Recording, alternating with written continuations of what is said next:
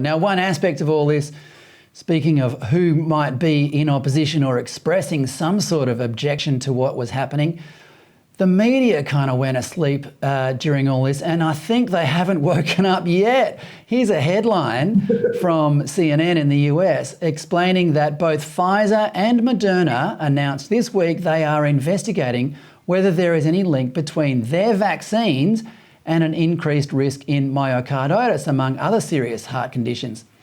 Now, this link has already been found by other independent researchers, but for the companies to start doing it themselves is a shocking admission that they knew very little about these products before they released them.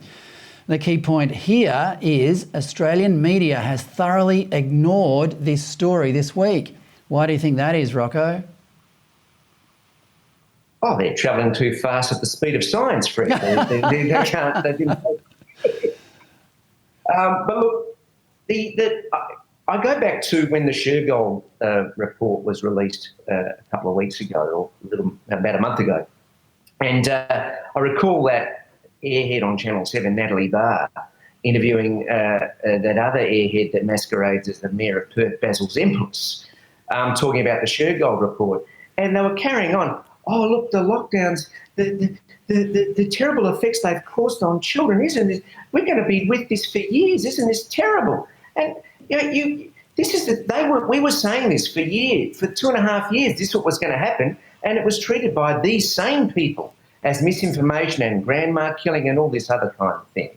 And they also said, look, this is a once-in-a-100-year pandemic. We never had a playbook. Well, there was a pandemic playbook. Tony Abbott indeed developed one when he was health minister. Yep. So for people now to come out and admit they were wrong, they obviously wouldn't have the gumption or the cojones, as we would say, to do that, to actually admit you're wrong, to say that, look, we were on the wrong side of history, just isn't in their DNA.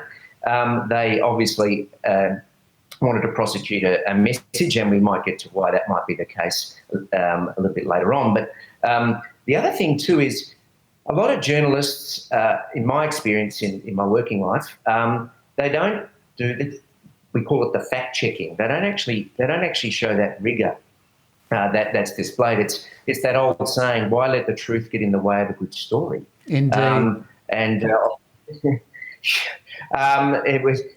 wasn't that on display, particularly by the fourth state. It was. I think one of the, they don't let the truth get in the way of what some corporate overlord is telling them is a good story. But look, that's the generous interpretation of all this is that the media doesn't seem to care if it's seen to be in bed with big pharma and big government. That's the impression I get. But do you think the media does care that they're giving that impression or not?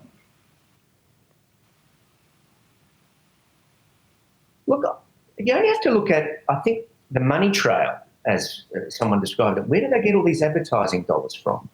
I mean, government obviously advertises a lot, and so do the big corporates. And are you going to bite the hand that feeds you? I wouldn't have thought so. There might be individual journalists out there who are willing to stick their necks out, but they're few and far between. But generally, at a collective level, no, I think they're too afraid of the machine, and we'll just go along with it. You only have to see how that journalist on Channel 7 who had the vaccine injury early on, how he was treated by Channel 7, had to change his story. His name escapes me right now. Oh, well, I remember when he posted those images on Instagram.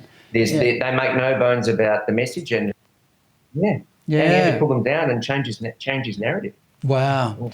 So no, there's no bones about making the voice heard of the political or corporate masters. That's for sure.